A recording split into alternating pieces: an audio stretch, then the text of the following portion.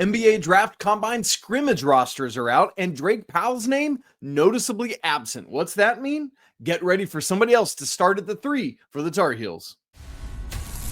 This is Tyler Hansbrough, and you're listening to Locked On Tar Heels. You are Locked On Tar Heels, your daily podcast on the UNC Tar Heels. Part of the Locked On Podcast Network, your team every day.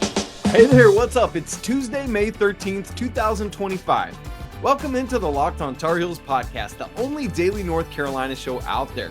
I'm your host, Isaac Schade. You're joining me at the place to get your Tar Heels content every single day. It's all part of the Locked On Podcast Network. Thanks so much for making us your first listen or watch of the day to get your Tuesday going the right way. This episode is brought to you by FanDuel. Right now, new customers can get $200 in bonus bets if your first $5 bet wins. Want to welcome in all the everydayers, all the members of the Locked On Tar Heels Discord, and of course, our great Locked On Tar Heels insiders as well. Here's where we're headed today on the show. Drake Powell not scrimmaging in the NBA Draft Combine. Michael Jordan on the mic. What's up there? It could be epic, but it could be blah. And we're going to have to say goodbye, unfortunately, to a Tar Heel legend who passed away on Monday, and more coming at you on today's show. But it is Tuesday, and so I've got a Trivia Tuesday for you. We're talking ACC Men's Basketball Player of the Year. A Tar Heel has won this award 16 times. 16 times a North Carolina men's basketball player has been the ACC Player of the Year.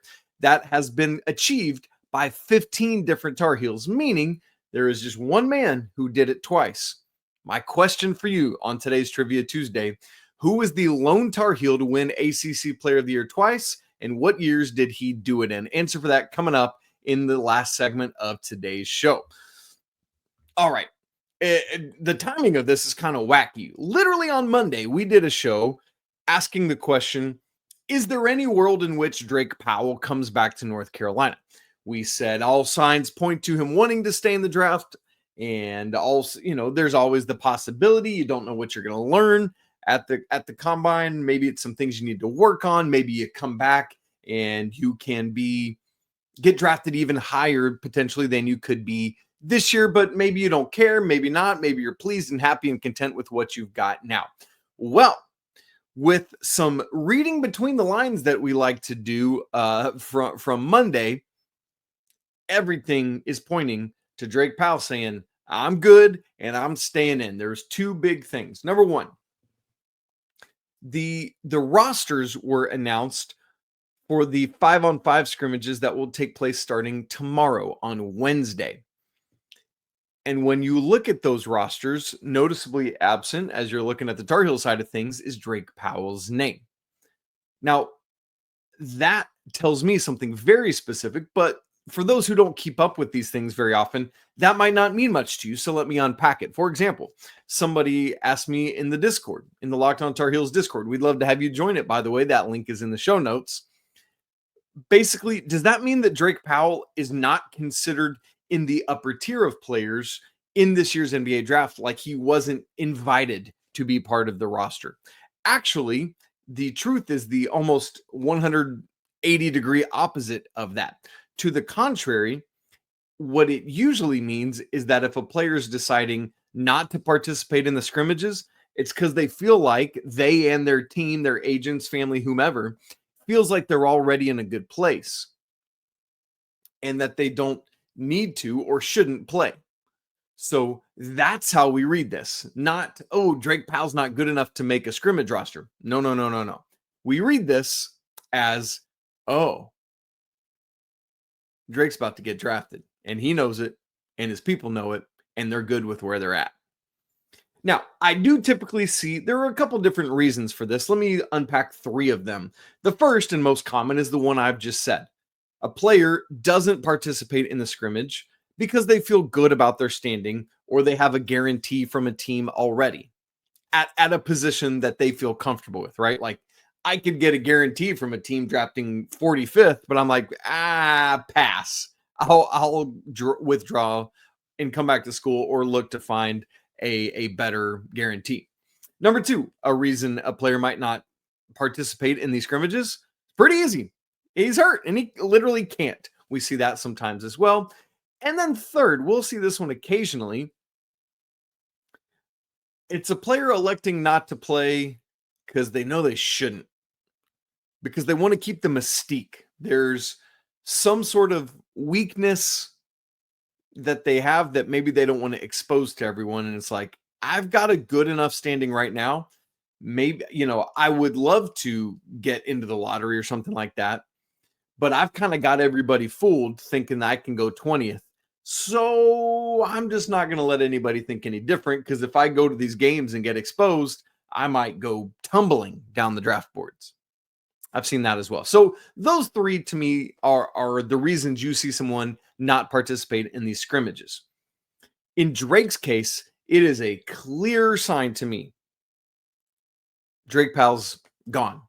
He's staying in the draft. And good for Drake, man. We just want clarity. That's what we hope for him. And if he feels like he's got that, I love it. The other major sign to me from Monday that Drake is going to be staying in the draft is Jonathan Givony from Draft Express from ESPN announced the official measurements for Drake. I'm sure others did as well, and probably directly from the NBA, but that's where I saw it. So those measurements that Drake, who was listed at 6'6", officially measured barefoot 6 feet 5¼ inches. So very close to his listed playing size. 200.4 pounds. Yow. Nice. 7 foot flat wingspan. Again, 6'5¼ standing height, barefoot, 7 foot flat wingspan. Oh my goodness. That is crazy. And then an 8'7" standing reach for Drake Powell. You look at those numbers, given his positional size, and that every NBA front office sees that and is like, oh, please give me a shot to draft this guy, right? And so the measurements checking out where they should. For example, I just read, just before I hopped on to record, I read that Ace Bailey, one of the two big dudes from Rutgers, was listed at Rutgers at 6'10" this year. And then he measured at like 6'7" something on Monday. That's not good.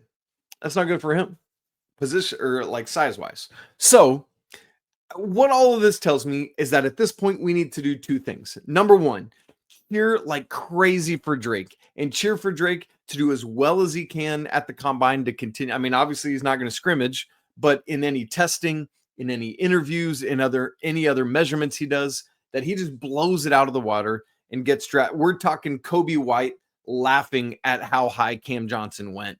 That's what we're looking for with Drake. Why? Because that's great for Drake and that's great for North Carolina. Like, just get rid of this dumb narrative about Carolina and pros. Like it's got to be done.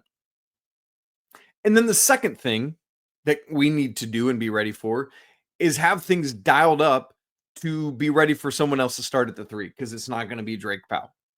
So that means it could be Jarin Stevenson. It could be Jonathan Powell. It could be somebody else not on this roster. I think those are the 3 most likely scenarios right now, that it's either Jarin Stevenson, Jonathan Powell, or a player not on the roster right now, like Ivan Karchenkov or something like that. And so those are the 2 things we do right now. We cheer for Drake, and we start looking hard at who's going to be that small forward if there's somebody else that comes in. Also, speaking of the draft, how insane that the Mavericks have one of the most boneheaded trades in history and then go out and get the number 1 pick in the draft lottery. I mean, there's Cooper. And can you imagine Cooper Flag and Luka Doncic as opposed to Cooper Flag and Anthony Davis, who are not the same type of player, but both positionally play a similar thing, right? And so but that said, Kyrie should be great with that. Klay Thompson should be great. Like, it's an intriguing roster in Dallas now, if AD can stay healthy and play. So there you go, though. Good on Drake Powell, man. I feel firm now that we can say Drake Powell is not coming back to North Carolina. I feel firm now that we can say Go be great, Drake. And we can also say, so who we got to get now? Who's it going to be? What's going to happen? Those are the questions that we'll continue to look at over the coming weeks and try to answer as we look more in depth, eventually at Jonathan Powell, more at Jarin Stevenson and what he's done as a 3, and to continue to consider who else might come in to North Carolina. Now, speaking of all the NBA stuff we've been looking at, the NBA is finally going to be back on NBC this upcoming season. I'm excited about it because that was a big part of my childhood and my growing up. And that's great. But honestly, what I care more about than that is the fact that it was announced on Monday that Michael Jordan is going to be part of it in some sort of mysterious capacity that no one seems to have a definition for. We'll unpack that in just a second. Right after I tell you about FanDuel, the NBA playoffs are in full swing and every night delivers highlight-worthy performances, major momentum shifts, and can't-miss moments. And unfortunately, it looked like Jason Tatum really got injured on Monday night. And so that's a can't-miss moment and an unfortunate major momentum shift, as FanDuel has so well said. So whether it's a game-winning shot, a breakout player, there's never been a better time to get in on the action than right now. FanDuel makes it easy to stay in the game before tip-off and live while the game's going on. With player props, performance trends, and same-game parlays, fans have more ways than ever to play smart and to win big. There are 2 NBA playoff games tonight. First, we've got Pacers at Cavs, with Cleveland minus 7.5 in this thing. Pacers up 3-1 in the series. Did not expect that one. And then Nuggets at Thunder. Thunder minus 10.5 at home. This series, didn't expect this either. Tied at 2 right now in Game 5 tonight. Maybe you're new to FanDuel. Well, it's the perfect time to sign up. Head on over to FanDuel.com and place your first $5 bet. If it wins, you're going to get $200 in bonus bets. So go ahead. Make every moment more with FanDuel, the official sports betting partner of the NBA. On Monday, NBC announced that Michael Jordan, his royal airness, is going to be joining the NBA on NBC and NBA on Peacock as a, quote, special contributor. Now, for those of you, I guess, born after the year 2000, you probably don't remember a world in which the NBA was on NBC. But for me, it was a massive part of my childhood. In fact, the last year that the NBA was on NBC was my senior year of high school. So that's what we're talking about here. Like, it was a whole new world for me when my freshman year of college, the NBA went to ESPN and ABC and all that. That's what was crazy. But the NBA on NBC has been announced for a while. It's coming back this upcoming season. We'll look more at that here in a second. But I want to look at this Michael Jordan thing going on here, because it had already been announced who all the other kind of names were, all the other voices on this thing, that Mike Tirico is going to be the lead anchor. Makes a ton of sense there. Noah Eagle will be the secondary play-by-play guy. You'll have Jamal Crawford. You'll have Reggie Miller as the game analyst. You'll have Carmelo Anthony as one of the studio analysts. And that's all going to be great. But now we know also that MJ is going to be a special contributor. He says, quote, "I am so excited to see the NBA back on NBC. The NBA on NBC was a meaningful part of my career, and I am excited about being a special contributor to the project. I'm looking forward to seeing you all when the NBA on NBC launches this October," end quote. So here's what I got to know. What on earth does this mean, special contributor? I looked high and low. I looked east and west. I looked to every corner of the internet I possibly could find, Wikipedia, more reputable sites, everything I could. Nobody has any definition for what even this means. I don't even know maybe that NBC quite yet knows what it means that MJ is going to be a special contributor. They just wanted to get him on board and they're going to figure it out after. I don't know if that's the case, but it kind of feels that way. You know what I'm saying? Like, is he going to be in studio pregame with Carmelo? Will he be on site at some of the games? Will he be like a third member of the broadcast team? You know, similar to what you have like with the Final Four, where you have Noah's dad, Ian Eagle, along with Grant Hill and Bill Raftery. So maybe you get a combination of like Reggie Miller, Michael Jordan, and Tirico all on the call together. Or maybe it's kind of like Joe Lunardi coming from his bracket bunker. Maybe MJ's at home and he just like zooms into the game and takes up half the screen as we're wont to see in this day and age on sporting events. And they're just talking to MJ about stuff, right? Like, who knows? He could be in studio. He could be on site. He could be at home. I don't know.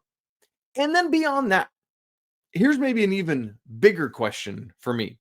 What version of MJ are we getting? Because that could dramatically change the ratings. It could dramatically change what kind of viewing audience tunes in for this thing. Like, are we getting petty Last Dance MJ where it's like, and I took that personally, MJ? Is that the MJ we're getting? Or is it some like anesthetized version that he's got to be for NBC in order to be like palatable for all the kids? Because those lead to two very different worlds and two very different things that we like. Maybe the way to ask it is this: what level of unfiltered is MJ going to be allowed to be in whatever capacity special contributor is? Like, I'm looking for some sort of Shaq and Chuck situation here. And if that's the case, I got to know who MJ's foil is going to be.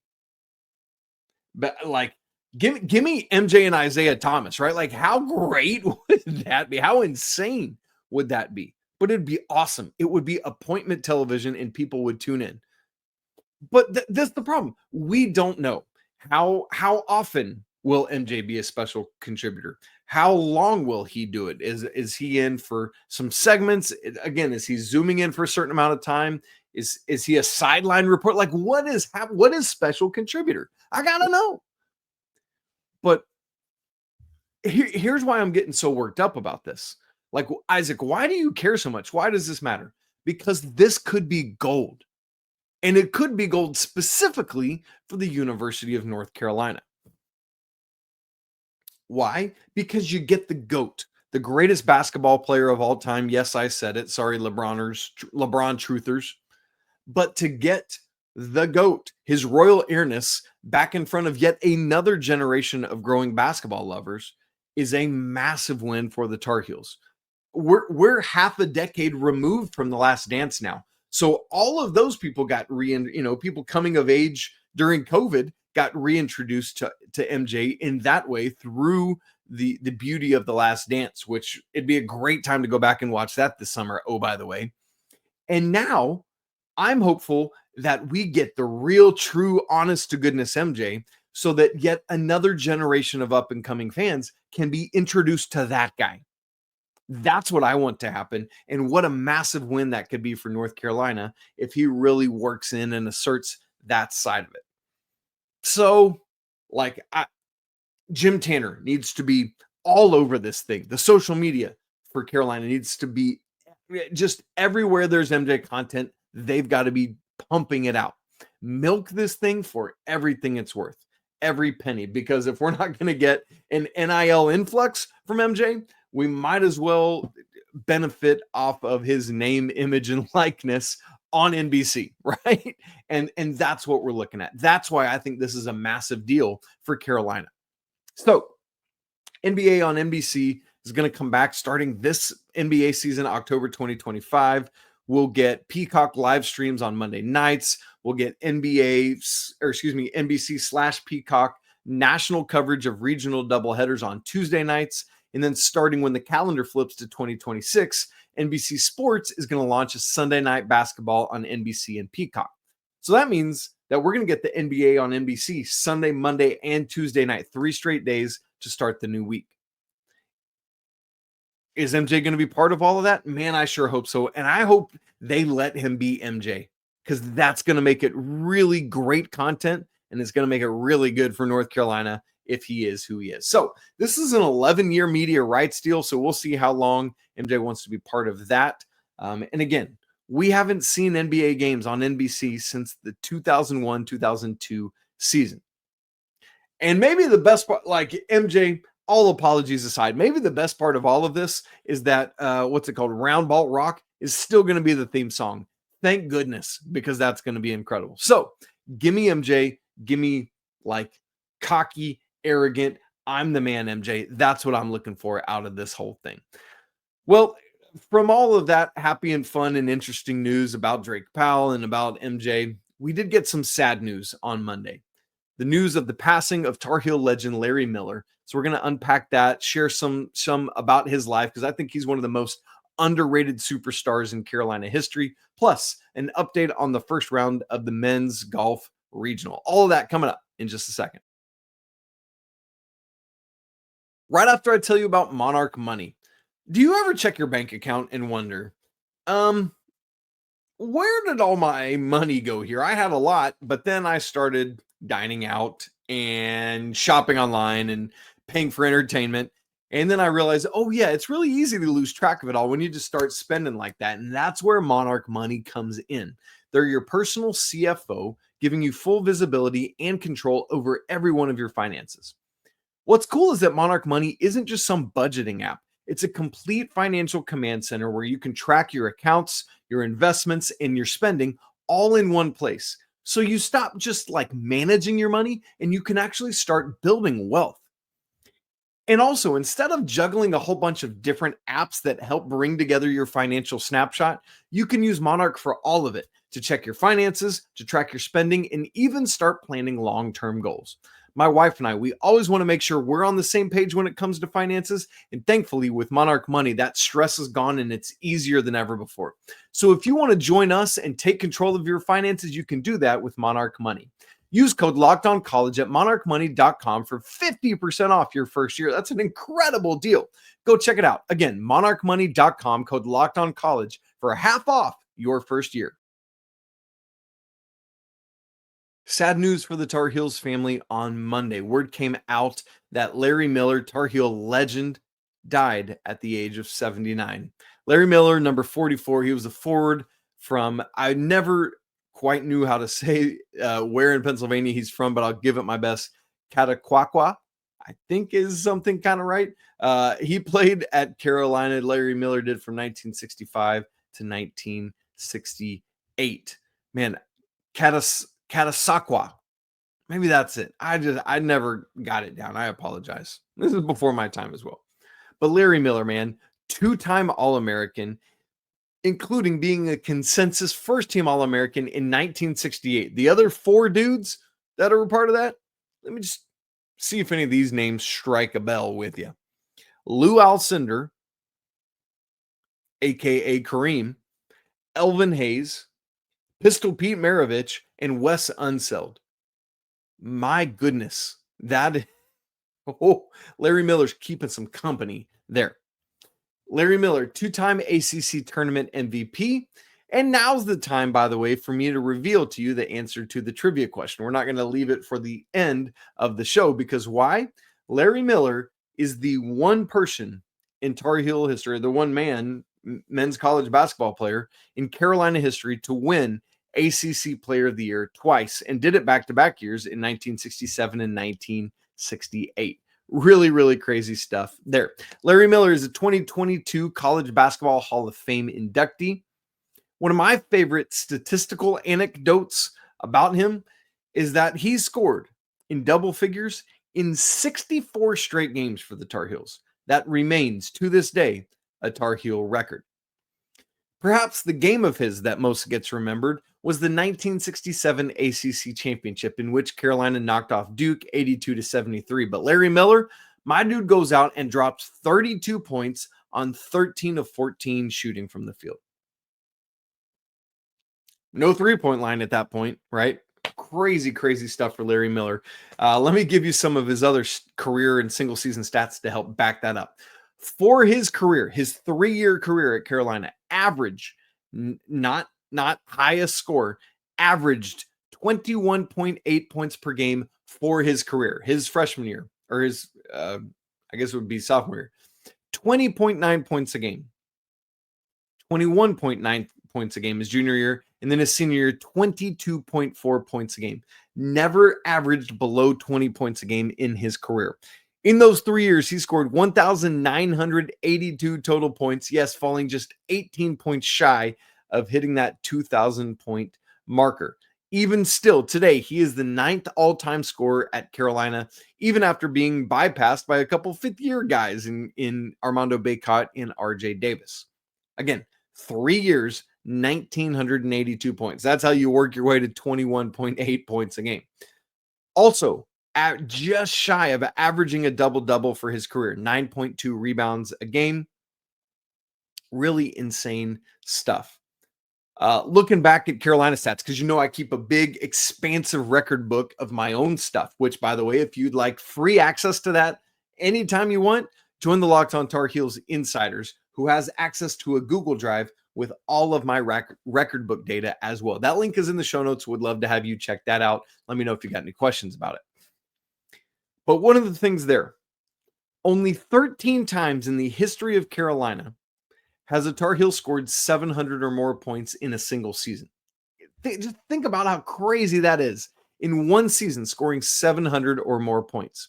Well, Larry Miller is one of 3 guys, just 3 guys, to do that twice. The others, Charlie Scott and Tyler Hansbrough. It's just insane. The other guys, the other 7 to fill out that list who did it once, Lenny Rosenbluth, heard of him? Yeah. Anton Jamison, RJ Davis last year in his ACC Player of the Year season, Bobby Lewis, another criminally underrated Tar Heel legend, Justin Jackson, his Royal Airness, who we just talked about, Michael Jordan, and none other than Coach Davis himself. Pretty cool list right there that Larry Miller is part of. And then in terms of team success, in the 66-67 season, UNC won both the ACC and regular season and tournament title, beating Duke in the ACC tournament title. They made the Final Four that year, lost to Dayton, and then UCLA, shocker, knocked off Dayton. And Larry Miller was the leading scorer for that team the next year, his senior year. Again, Carolina wins the ACC regular season, wins the ACC tournament, this time beating NC State. They went one step further. They beat Ohio State in the Final Four to make the national championship game. But once again, shocker, they lost to UCLA. Just crazy stuff. Both the individual and team accolades amassed by Larry Miller. And to this day, here's maybe my other favorite anecdote, holds the record for the most single game points in ABA history with 67. He did that on March 18th, 1972. Larry Miller, absolute legend. We are grateful for his life and his legacy, everything he did as a Tar Heel on the floor, but more importantly, who he was off it. Golf Regional is underway for the men right now, and unfortunately, day 1 on Monday for the Tar Heels was a rough day. There are 13 teams in this regional. Carolina clocks in at 11th. After day 1, they are at +8. They do still have, thankfully, 2 more rounds to get back in it, and really, you just got to get to top 5 to advance to the NCAA championships. Right now, that top 5 is a tie between Marquette and Long Beach State at +1. So you're 7 strokes off of making it and advancing to the NCAA championship. I think the key for Tuesday is you can't make that all back on one hole. Each player just has to go out and play his game today. Next stroke, next hole, just one right after the other, not looking ahead, not thinking ahead. Just take care of what's right in front of you, process, and let the results play themselves out. One quick baseball scheduling note. Carolina is supposed to play UNCW tonight to wrap the non-con portion of the regular season. Unfortunately, due to expected weather in the area tonight, that game has already been canceled, will not be made up. So that means the regular season is done, other than the trip to Tallahassee this weekend, where Carolina has a critical 3-game series against the Seminoles. It also means that Carolina will not end up being back at the Bosch now until the regionals, where we expect them to be one of the national hosts. Great stuff there. All right, guys, thanks so much for tuning in with me on a Tuesday. Great to be together. We will do that more throughout the week. We got many more shows and much more to unpack and to tackle. Keep staying locked in with us here. If you've not subscribed to Locked On Tar Heels on video and audio, make sure you do that now so you don't miss a second of the show. If you've not joined the Locked On Tar Heels Discord, we mentioned it earlier, but that link is in the show notes. Absolutely free to join. And if you want to join the Locked On Tar Heels Insiders, go deeper with the show, help support us. You get direct access to me, lots of other perks, including the Google Drive folder that we talked about earlier. Y'all, it's always a great day to be a Tar Heel. Even Larry Miller would want us to say that because he believed it, right? It is a great day to be a Tar Heel. We'll talk again tomorrow, but until then, peace.